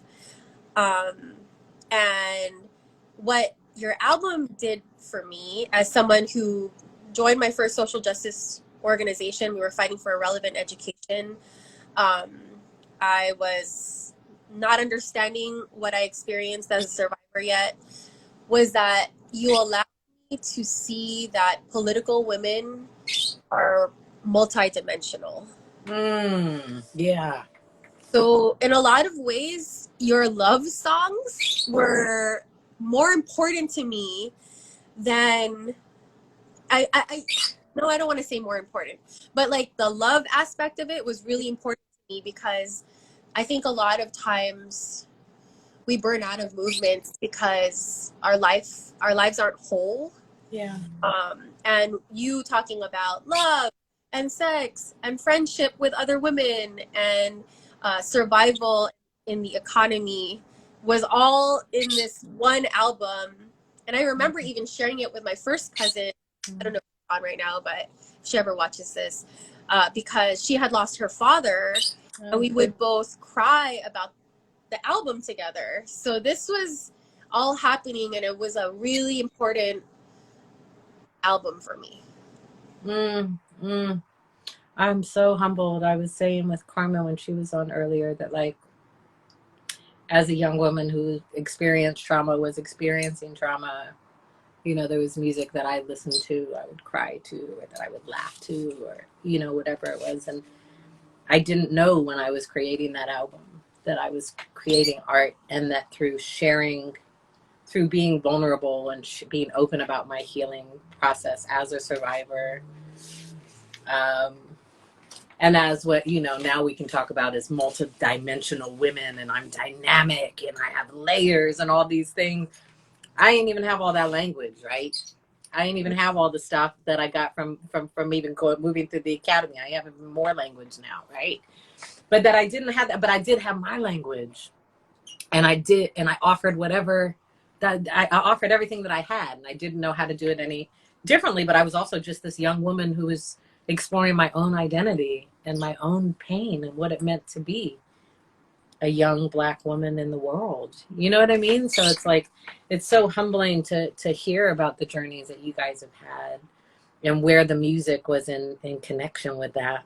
So let's take it from there and go to when do you remember the first time that we were able to connect together? Was it through, yeah, will you talk about that?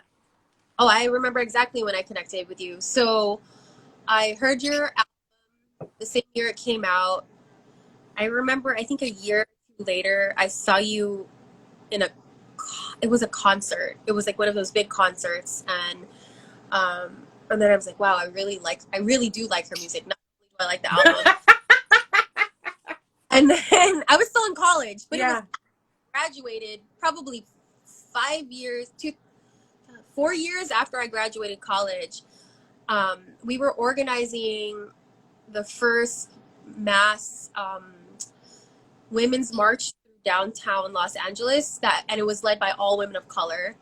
And I remember sitting there, and we were talking about program, and I remember turning to Faith Santia was there. Yeah, Sister Faith. I really love Mystic. I really love her music. She had just had a baby, so she had her baby with her. And then they were like, well, if you really like it, not everyone in the room had heard the album, but Faith had. Why don't you just email her? So I just emailed you. I found your email. I don't even know. Yeah, Google existed. So I Google searched you, found your email address, and then you emailed me back and said yes. And I remember I didn't have like a smartphone, but I remember looking at my email, like just shocked that you had accepted. And that was the first time we met in person. You were performing at oh my gosh, in downtown LA at what is that place called? Oh my gosh, I'm blanking out on the name. It's all good. It's a Wednesday. It's been a long day. Where it'll come to me, watch, in like 2 minutes. So you were performing, and that's the first time I met you. And brought DJ Bonds, and then Kat, I'm just saying all their names. Hi. Right. It's all family. So was the stage manager because she had experience in that, and none of us knew what we were doing in that. And then they met. And yeah, so to give people a little bit of insight, she's talking about Bonds, my DJ, and his wife, his now wife, Kat. So Kat was the stage manager. And you know, one of the things that people don't necessarily know about Bonds is, like, he wasn't around really like social justice movements or those things, right? So I would just be like, okay, we're getting called to be at this march or in this space, or and he would just be like, okay, whatever, right? So he was getting exposed to these things in a different way that he had not been exposed to. And I was like, yeah, it's a women's march, right? Like, we're gonna go down and we're gonna rock it. And to me, I'm like, this is hella dope, right? And look at this organization. And he was kind of like, okay, whatever you say. But I had this kind of, strict policy with him where I'm like, you're not allowed to date like the women who run the stage or who own the club, the promoters. Please don't date them. Yep. Right? I was like, I just don't mess with my business. Don't mess with my thing. Don't date the women. So when he and Kat started dating, he didn't tell me for months. Oh my gosh, I don't even know. Because he knew that I would be like, why did you do that? It had nothing to do with Kat. I love you, Kat. I love you. I love you. I love you. It had nothing to do with who she was as a human being or an individual. I was just like, wow, really? You're dating the woman who was managing the stage at the Women's March gathering that we went to? This is fascinating, right? And there was this part of me that super approved of it. Again, not because I super knew Kat, but I thought, oh, he has no idea what he's dealing with right now. Right? This is an activist woman. This is somebody who's involved in doing the work, who's committed, who has an understanding. And I thought, oh, yes, what an impact I had, right? And I'm not saying it was really all my impact, but that's how he got exposed to that stuff. And what came out of it is that, there's a beautiful family and my beautiful goddaughter, Kaisa. And it also, what happened through that performance and through linking with you guys gave me this deep understanding of this personally, of the kind of solidarity and co-work that could be done between Black and Filipino communities. Oh, yeah. Right? And so from that point forward, and the more I learned, and then the more I became surrounded, your brother marries a Filipino woman, you're surrounded now. And then all the work that I do with you guys, but that I realized as I moved into different spaces that people weren't necessarily aware that there were those of you who are not just doing work for your own communities, but for the Black community. Before people were saying, Black Lives Matter or this group for Black lives, that there was really powerful, important, and beautiful work that was happening. And so I will forever, ever be thankful about that. And I also became educated on, women being trafficked out of the Philippines and the kind of rate at which that happens and how it contributes to the economy of the country. And, so it had a deep impact on me, right? And plus now I move in the world and I'm like, I'm a Ninong, and people are like, you're what? And I'm like, yeah, well, it's not just me. I'm part of a whole, with Bamboo and everybody else. So we've got quite a circle. But anyways, I digress. So, but I wanted to talk a little bit more about, just because I have you on here, and I think it is a beautiful opportunity to kind of talk about education. And I don't want to put you in a place as an organizer, just say, hey, I can't talk about that, or, it can't be on the table. But I'm really interested in kind of your thoughts in this current time period with educators and during COVID, and kind of existing inequalities within schools, and the demands that are being placed on educators as people push to go back into schools.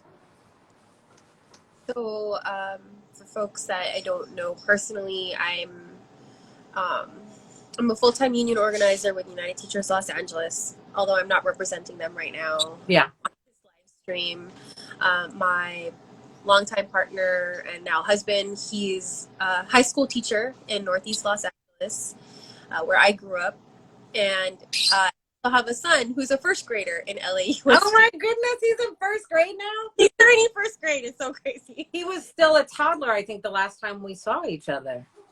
What do you remember? Yeah. Like liked you right away, and Yeah, and he's you were in Oakland eating breakfast, and he climbed onto your lap. It was yeah. It was beautiful. So, I, as a parent, I'm terrified Mm-hmm. for folks that have students and family and loved ones in Los Angeles Unified. You should know that we have the best safety provisions in the entire country. Entire country, hands down. Teachers fought for them and won. Like, for example, Governor Newsom announced today that you have to be either vaccinated or test every week. Mm-hmm. In LSD, you test every week, students, staff, everybody in the school community, and you have to show a negative test. And the mass testing is done through the school district so that we can contact trace. You know, so there's things that exist because educators are smart. They knew that this was dangerous, and they want to make sure that LAUSD students who are 80% below the poverty line, I think it's 95% kids of color. It could be 90%, but it's over 90% for sure. Kids of color, yeah. We're living in the most vulnerable communities. Mm-hmm. We're not in Beverly Hills. They cut out their own school district, et cetera, et cetera. So, my thoughts are that I think that the Democratic Party is making a big, huge mistake by forcing schools to reopen. I think our children are brilliant, that risking even one child contracting COVID or one child dying, and I believe 8 have already died since we've reopened, it's just not worth it. Yeah. And I'm saying to someone like you who believes in education, who acts at higher education, postgraduate education, I just don't think it's worth the risk. And I think that the most vulnerable, especially those that are, for example, in special education, you know, some kids need exemptions because they're being asked to mask and they read through the mask, or, you know, just so much that sometimes I can't sleep at night because we fought our hardest. We were the union that shut down the schools first in March of 2020. We fought with the governor back then, and that's why it shut down well before New York and other states did. Yeah. And now I think we're out of political capital and boxed in. They said they're not going to fund our schools if we don't reopen physically. So yeah, I mean, I think it's such a hard thing, and it's that funding, right? That's there. But I was saying, and it's just my own personal position, but that I was teaching in a school, right, when COVID started. And I remember the conversations that were happening about how could we get reopened and all of these things. And was COVID serious, right? That was a conversation before we just in the middle of one day, everybody went home, and I never, ever got to see my kindergartners except on a computer screen again. Right. But that there were conversations that were happening then that I feel like are happening now. Right. Like, we've been here, we've done this. And then I was speaking earlier about how my mom just had to fight and negotiate. She teaches a family literacy class. She had to push so that she can teach virtually. She's teaching adults, right? So there's different developmental kind of pieces that are there. But in order for those parents to come in, the parents who have children, means that you need to have a childcare space. So you have the workers who are facilitating that space, who are leading that space with the children, talking about having 2-year-olds masked up, that you have to send 2-year-olds home from school if they don't wear their masks. Like, you know, and people talk about how well children do with masks.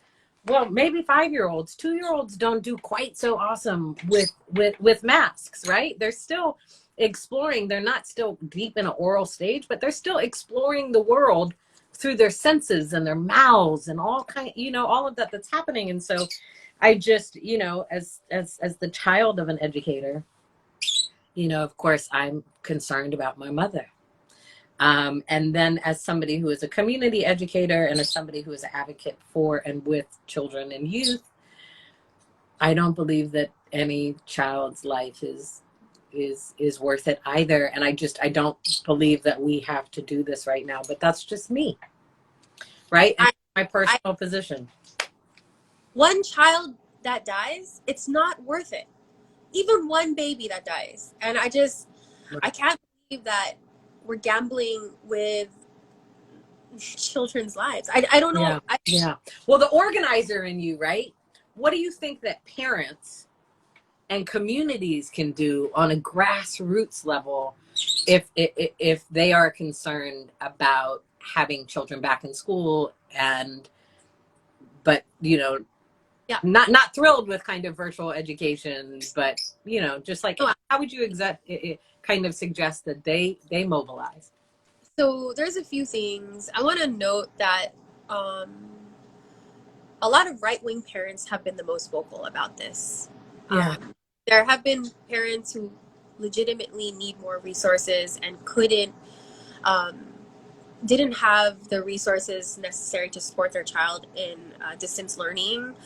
But the vast majority of the most vocal have been folks that are mad that Biden won, or that we have a governor that's Democrat that asks people to wear masks, right? Yeah. The other part of the narrative is still largely missing.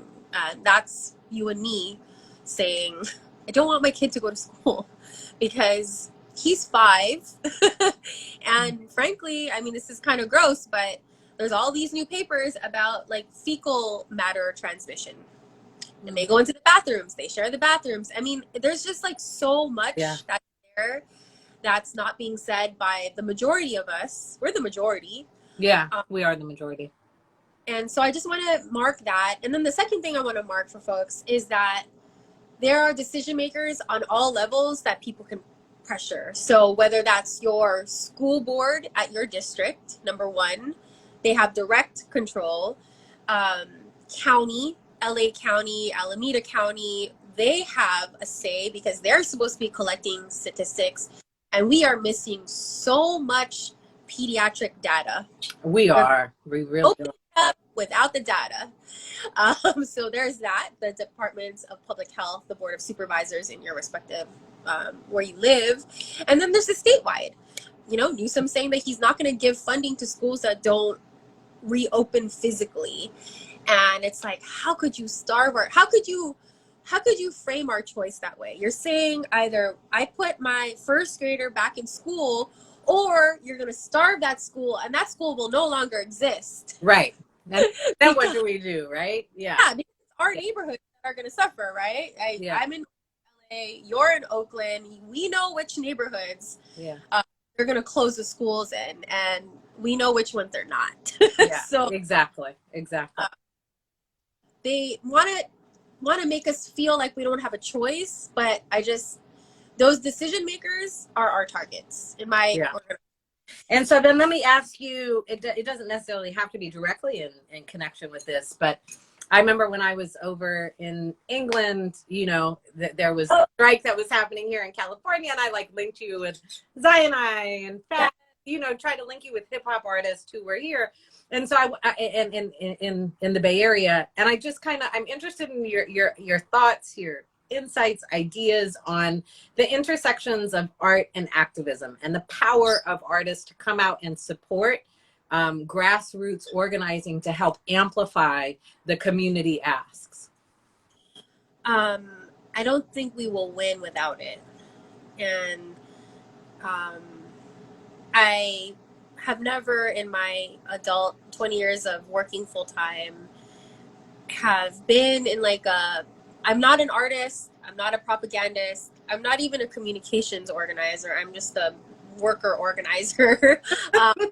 There is no just, but yes. But for example, in both Affirm and UTLA, we can't move message with folks that how do I say this? For example, at UTLA, there's 34,000 members. There's only 22 organizers. Oh. Yeah. So who build leadership, right? People build leadership amongst the base of educators. And then they have a message that is usually an artist, an artist has put together. We had like one flyer that we used for a whole year before the strike that laid out the demands. Mm-hmm. And it was this artist, actually his name's Pablo Serrano. He's lived in Oakland for a very long time. And he put that together, and we just, every single meeting we had of 34,000 members, like 900 school sites, it was over and over and over again. Yeah. But like, he gave us the tool to articulate the message without having to talk so much. Mm-hmm. People learn differently and need. And I just think we wouldn't have been able to do what we did without art. Yeah, I mean, I think I obviously, not just because I am an artist, but I've also done research on arts education. But then, you know, I super believe that, you know, there is no revolution without art. There is no reimagining without art. And I mean, art can be used, if you just say art itself, it can be used for different purposes. People can use it in harmful ways as well, right? But that it always must be part of it. And I was part of a Climate One podcast conversation, and Shepard Ferry was on there. And I was on there, both in different interviews, but talking about like the intersections of art and activism and how it can be connected together. And then the research project that I've been working on, that's on an organizing project, a 3-year organizing project. I can't wait to share this with you. It's going to be public, but I've been doing it through my job. But on an organizing campaign and the use of cultural and creative organizing and cultural tools, but and I interviewed a bunch of people, and just this kind of idea that through the arts we can engage people in different ways, and whether it's that picture or it's a film or it's music or it's a poem or it's your body art, it's your movement, it's your, you know, whatever it is, that this is a different way of communicating the message.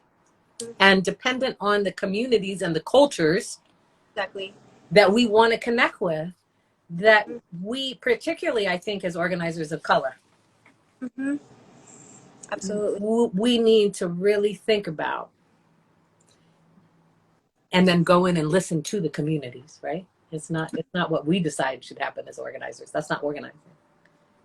But go into the communities and learn and listen and let them lead and be involved in the processes to understand what kind of arts and culture would be most impactful and useful and engaging and tell the stories.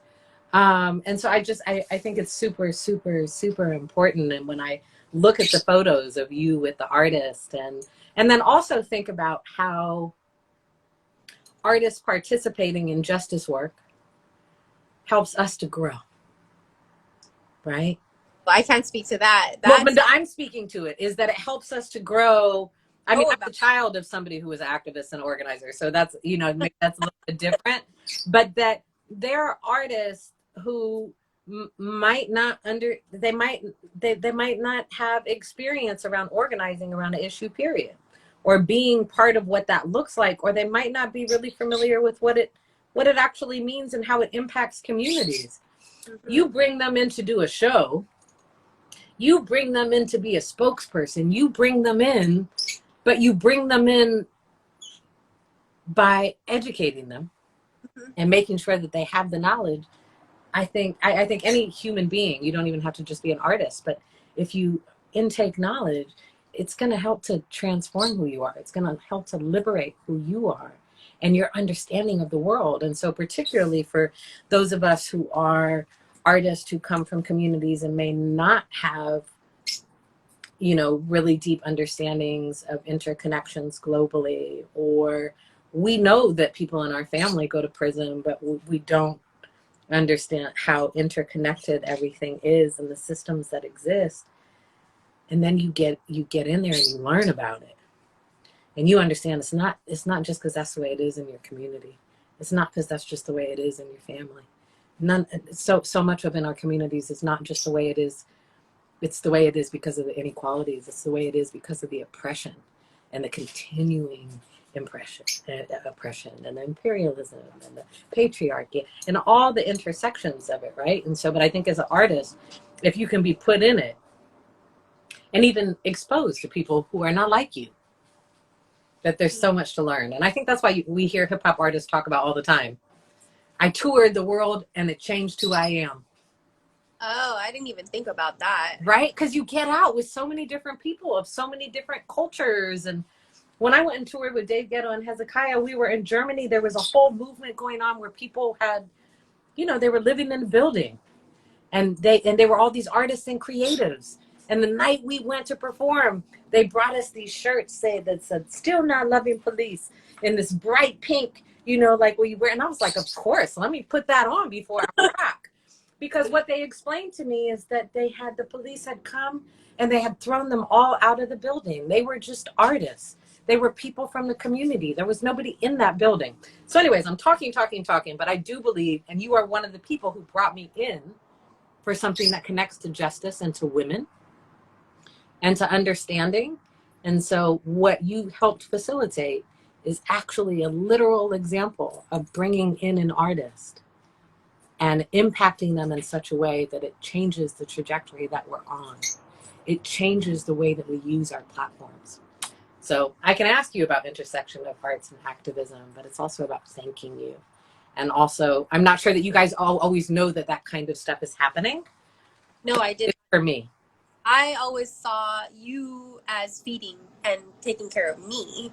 I mean, I don't even know how to articulate the weight of your album on my life, because it was so fuzzy and dark at that time. And I was like, you're emerging as an organizer, you're just understanding. I was just starting to come to the place where I was like, I think I'm going to do this for the rest of my life, but I don't want to be mad my whole life. Right.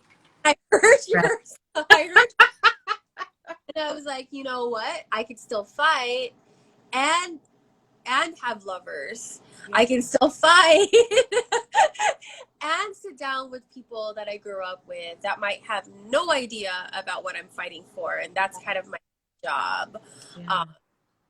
Yeah, I think that's why I was so attracted to your songs like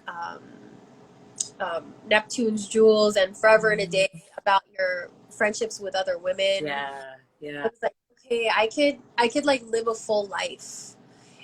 And then we actually connected in real life 8 years ago. Yeah. And as you're talking about artists and their own personal evolution, I started laughing to myself because we first met you and Bonds. I remember it's Pershing Square. It was Pershing Square. Yep. And the last time I saw him and Kaisa was November of 2020, because he performed at an all like union and community group rally that we convened called Protect the Results. Yeah. Right? Yeah. That's like defending the ability for people to vote and their candidate that wins actually wins. Right? It was before all that. And that was the last time I saw him. So he went from someone who was like, I don't do this, I'll just like be your DJ. Yeah, but you guys brought me out. I didn't do shows when I was in school. And when I was at UC Berkeley, I didn't do shows. And then my first show back was coming to LA for the Women's March, right? And I think Bonds even put on like one of the shirts for a while, and I was like, oh, look at my brother. Look at this, but look at this man. Look at the human who has look at this man who has developed his humanity and understanding. And so he can talk shit about how he used to carry my makeup boxes and you know, like, come on, I'm down, but this is a lot, you know? And he would still say that, but that he understands what it is to show up for women now. He understands what it is to show up in community. And that's not just from me, that's from Kat, that's from you.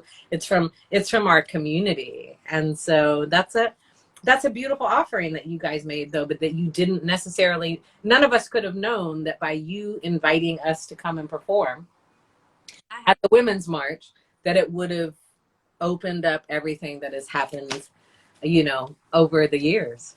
And so you performed in 2008 at the march that Affirm organized, and then it was like 2015. It was, and I think it was 2015. It was 2015 at Affirm's Women's March. Yeah, that was amazing. Yeah, I wore my shirt just yesterday. I still got my shirt, and I was like, yeah, this is. I saw you at protests here in LA. Immigrant rights, anti-war. Yeah, and we were out for Oscar. Were you out with us for Oscar Grant as well? Yeah, absolutely. So, it's been yeah, and that when we were out for immigrant rights, oh my gosh, was that not? I think people, in the kind of beautiful resistance that's been happening for a couple years, right? Few years. There have been some decent sized marches, right? And that for a younger generation, they get to participate and feel and recognize the power of collective movement. But that immigrants, that day in that sunshine, with that was all the different people and the colors and we were out all over, not just LA. We were out all over. And that was beautiful. So yeah, it's continued and it's been open, and it's like I always think of, and that's what that's one of the things that I miss about LA that I can say, right? I mean, beyond just the people that I love, is that and I have people here who can do the same thing, but like I could always pick up the phone in LA and be like, "Are you going to the protest today? Are you going to the march today? What are you doing?" Or I'll still reach out to you now and be like, "Have you guys put out a voter guide, or have you done," right? And so it's dope to be connected with people who don't kind of come and visit the work and then they left. It's dope to have sustained, ongoing relationships with amazing women. And your art reminds us to live our full lives, even though we're we have taken no breaks from the movement. But. Yeah. Well, I want to make sure that I let you get to your full life and your family. I appreciate you coming in this evening and talking about your work and talking about your journey and being so open and upping people on knowledge. Is there anywhere that you would like to direct people to learn more or to be more engaged? Well, all of our social media handles for Affirm, it's just AF3IRM. So AF3IRM, Instagram, Facebook, Twitter. And then for the Educator Uprising and for Union, that's UTLA, United Teachers Los Angeles. And they're UTLA now on all of the social media platforms. Okay. So awesome. Well, I happen to be based here in America at the moment, at least, with our collective educators and what we need to make happen in California. I'm here. Yeah, we have a lot of work to do, but I all doable. I mean, I was talking with some friends today about that, how we know who's starving our schools, and we can name them by names. We know who the decision makers are, and we just have to remember that as they force our children back in. Yeah, and I feel like we're in such a hard place with people are calling it the Republican recall. I'm like, it is the right wing recall. And it's like the dynamics that exist in California right now. I think it's a hard place, but I am with you. So hard. I mean, it's like of hope, and that I do believe we can do it. I agree. It's like, look, I'm gonna vote no on the recall. Yeah, I am as well. But Newsom, you have to do better. Like, this is not enough. This baseline is just not enough. Yeah. I'm not of the school where I think elections don't matter, that I believe that as a trade unionist, who sits across from the table from you, the boss across from you, matters. It matters who we bargain and fight against. Yeah. I will participate in that process. Will I organize for it? Probably not. It's not my thing. Right. But Newsom has to do better. This is not enough. Absolutely. Life is not worth it. None of this is worth it. So That's where I'm at. Yeah, I'm with on the same on the exact same thing, and I do hope that there though is a more kind of aggressive kind of campaign in the state. I just today got my pamphlet saying that we have, you know, your ballot's going to be coming, right? And we just did this with Bonta, you know, we just, and I'm like, all this money that's being spent, right, and all this paper, but that I just got it today, and I think that there needs to be a broader public campaign about what we are going to look at when we actually look at that ballot, and that there's a no question, and then there's a list of people. No, right? And understanding that no, for me, I'm like, no, me voting no is not saying I love you, Newsom. It's saying no to the right wing, anti-immigrant, mass agriculture folks who have been driving this, who are the minority in the state. No, I So totally. I'm saying no to that, you know? And anyone that's ever organized in a campaign, a win-lose campaign, where you materially can lose something, understands that the boss across the table, it matters who that person is. Yeah. Yeah. So as we escalate our fights for like genuine educational justice, we have to make sure that the boss that we're fighting against is not fascist. Just to be honest, my family comes from the Philippines. It matters that there is no dictator. It matters. So I'm not dismissive of the process because it's only one step in the actual fight. So that's right. Well, thank you. I think we are both practitioners of hope, and that hope is sustained through doing the work. And so thank you for doing the work. Thank you for being you. Thank you for being my sister. Thank you for loving me. Thank you for educating me. Thank you for helping us shift and change the world. I love you. Ditto to all of that. I love you too, and I miss you. I miss you too. And I need to come down there. You know, my dentist is still down there. Oh, okay. And so I need to come see my dentist. Every time I think about coming to see my dentist, some shit pops off with COVID. So they just sent me a text yesterday like, hi, Mandolin, you really need to come get your teeth cleaned. And I'm like, I know. So I'm going to have to, once we get through this celebration of Shakti's life on the 21st and Digital Underground Day on the 25th, once that is together, then I will make my appointment and I will come on down there. And if you're around, maybe we can. I'm around. So, yep. Okay. Well, sorry for your loss. And I'll see you soon. Please be safe and well, and say hello to your mom for us. I will. My mom is in the kitchen in there. I love the LA and Oakland educators. Yeah, so. LA and Oakland educators. We love you all. And all educators, as social studies, comparative and international education, all of the educators around the world and the inequalities that exist around the world that impact our collective children and the work that you're doing, just, we love you. We love you. Thank you. So, good night, my love. Good night. All right. Peace. All right, that is, I know tonight was super long. I appreciate you guys for hanging in with me. I appreciate my mother for going outside on her phone call. I appreciate Mike De La Rocha and Carmen and Sister Jollene for coming on, sharing about their experiences and talking about organizing activism. And just, I feel like we got to explore some different areas today, from schools not prisons to dismantling mass incarceration to educational justice to justice for unhoused community members and food security and what is home and the different contexts of home. We got to talk about so much today, and I just got to say, I am forever in gratitude to be able to love and be loved by the people and the people who are doing the work. And so when you see me say, just do the work, or when you see me hashtag, do the work, it's not a hashtag to me. It's a way that we live our lives. It's what we are dedicated to. And it's the understanding that that arc of justice is long, right?